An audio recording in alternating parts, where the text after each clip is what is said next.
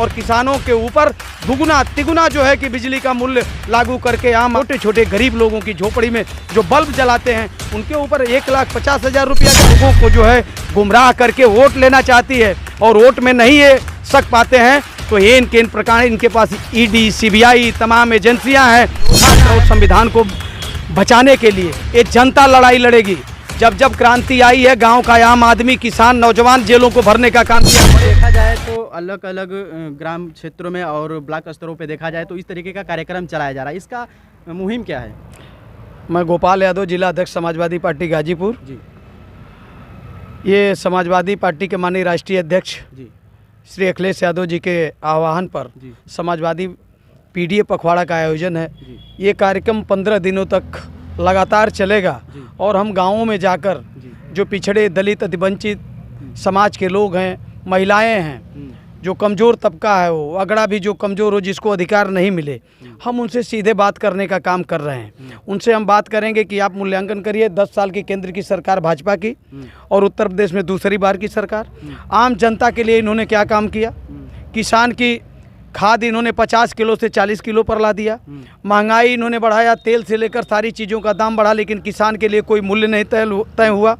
उसकी घटतौली और किसान के अनाज भी इनके क्रय केंद्रों पर नहीं खरीदे गए उचित मूल्य पर, न उसका दाम जो है कि जो उसका समर्थन मूल्य है एक उसके फ़ायदे के अनुसार तय किया गया।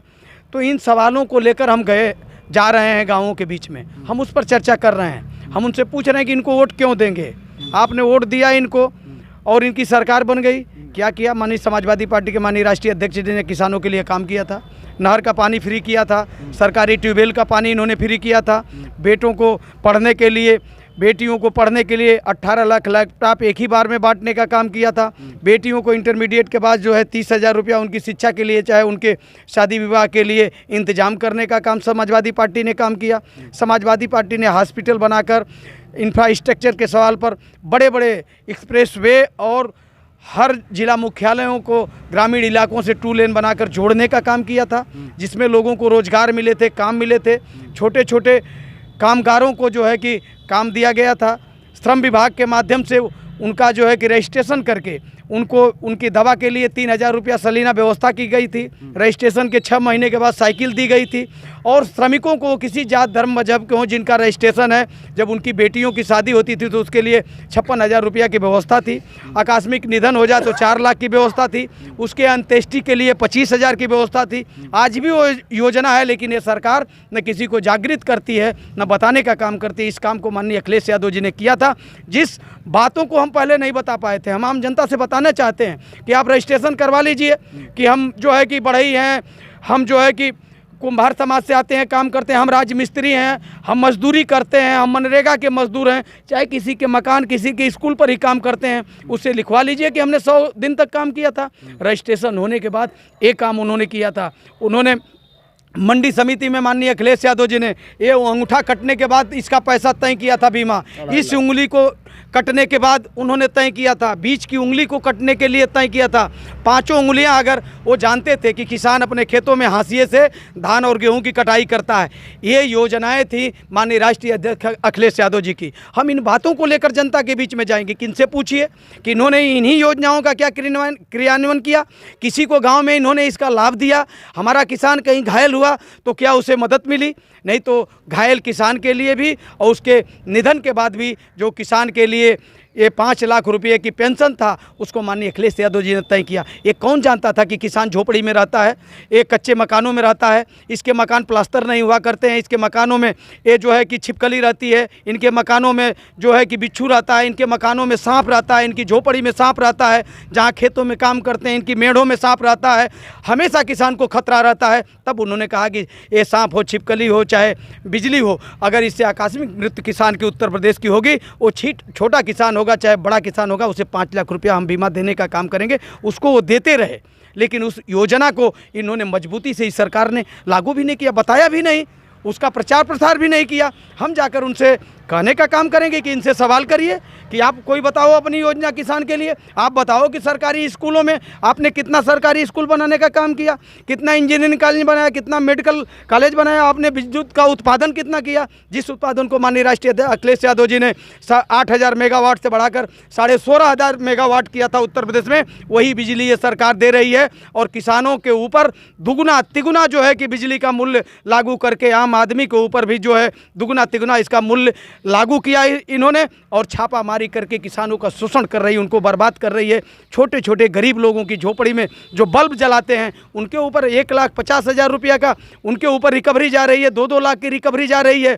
हम इनसे कहेंगे कि आप सचेत हो जाओ, नहीं तो ये सरकार आपको बर्बाद कर देगी, हमारे बच्चों को नौकरी नहीं रहेगी, पूरा निजीकरण ये कर रहे हैं। हम इसलिए जागृत करने के लिए जा रहे हैं कि बिंद हो, मल्लाह हो, प्रजापति हो, राजभर हो, चौहान हो, चाहे गांव में रहने वाला बढ़ई हो, चाहे नाई समाज के लोग हों, चाहे यादव हो, चाहे जिस समाज के हों, चाहे अगड़ी जात में भी जो गरीब हमारा कमज़ोर ब्राह्मण है, राजपूत है, चाहे कैस समाज के आदमी हैं, उनके बच्चे जो तैयारी कर रहे थे, यूनिवर्सिटियों में पढ़ रहे थे, क्या आपने कितनी शिक्षक भर्ती निकाला, आपने कितना और नौकरियां निकाली, उसका आंकड़ा आप पेश करो कि इतने नौकरियों को, इतने आंकड़ों को हम दे रहे हैं। बिहार में तो तेजस्वी यादव और नीतीश कुमार जी की सरकार थी जिस पर इनकी नज़र लगी हुई है, आप लोग भी जानना चाहते हैं। वहाँ पर 2-2 शिक्षक भर्ती हुई, कितना दिन का समय लगा, तुरंत रिजल्ट आया, परीक्षा हुई, रात में उसका जो है आंसर शीट आ गई और लड़के मिलान किए और रिजल्ट आया, वहाँ जाकर तुरंत ज्वाइन कर लिए। यहाँ तो 69,000 शिक्षक भर्ती के लड़के, 6800 लड़के जो है कि पूरा जो है कि 5-6 महीने से धरना दे रहे हैं, लाठी खा रहे हैं, डेली मारे जाते हैं।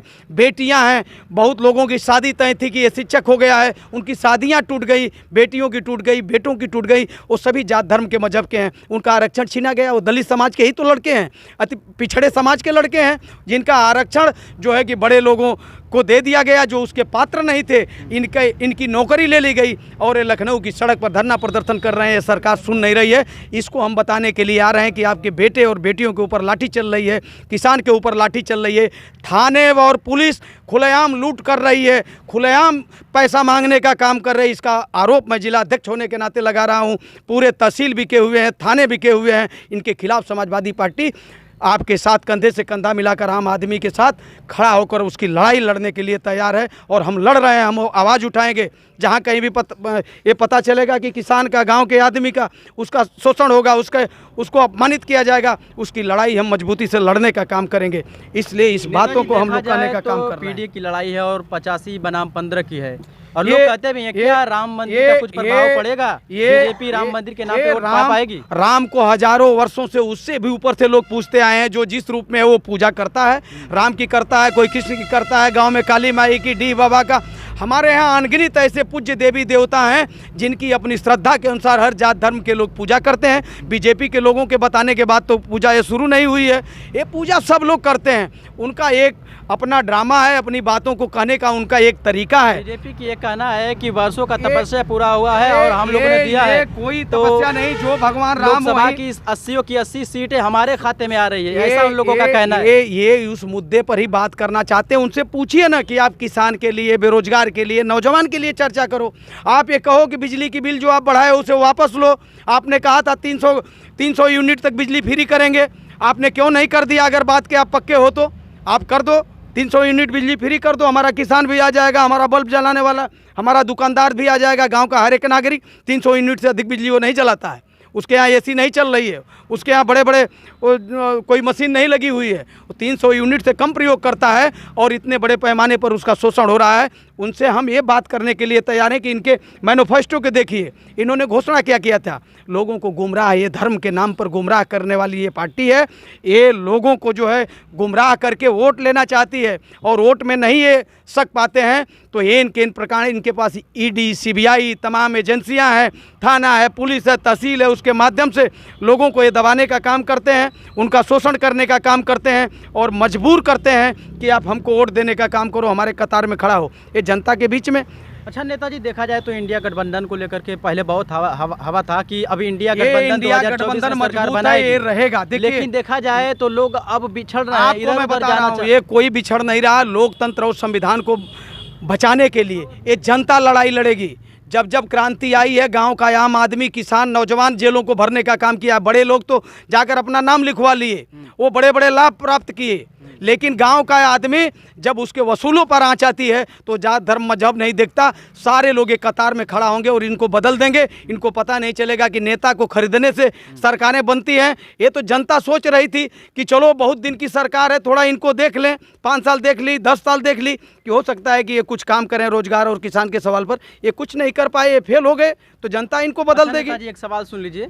सुहेलदेव भारतीय समाज पार्टी के 60 करीब, ये किसी नेता के बारे में हमसे थोड़ा सा सुन लीजिए, तो हम आपसे कर रहे हैं, थोड़ा सा सवाल सुन लीजिए। किसी दल के बारे में नहीं, दल के एक राजू तिवारी हैं, समस्या के बारे में थोड़ा सा सवाल सुन लीजिए। उनका कहना है कि भारतीय जनता पार्टी को सुहेलदेव पार्टी की तरफ से मिलजुल करके 80 की 80 लोकसभा के सीट दिलवाएंगे। आप लोग कितना अनुमान लगाते हैं? हम बता रहे हैं, पीडीए इसलिए है, एक केवल दल नहीं है, पीडीए में दलित भी है, वंचित भी है, हर जात धर्म मजहब के लोग हैं और हर पार्टी के लोग हैं जिनकी मंशा है कि बाबा साहब भीमराव अंबेडकर का संविधान और लोकतंत्र बचे, जिसको उन्होंने सिंचित किया था, जिसे लिखने का काम किया था, जिससे हमको वोट देने का अधिकार मिला, पढ़ने का अधिकार मिला, चलने का अधिकार मिला। और खड़ा होकर मजबूती से मैं बोल रहा हूं, और जो है कि आम आदमी भी अपनी बातों को कह रहा है। वो अधिकारों को सजोने के लिए, उसे बचाने के लिए, वो दलित होगा, पिछड़ा होगा, अति पिछड़ा होगा, एक मंच पर आएंगे, नेताओं को नकारेंगे और भाजपा को हराने के लिए माननीय अखिलेश यादव के नेतृत्व में वोट देकर 2024 में जिताएंगे।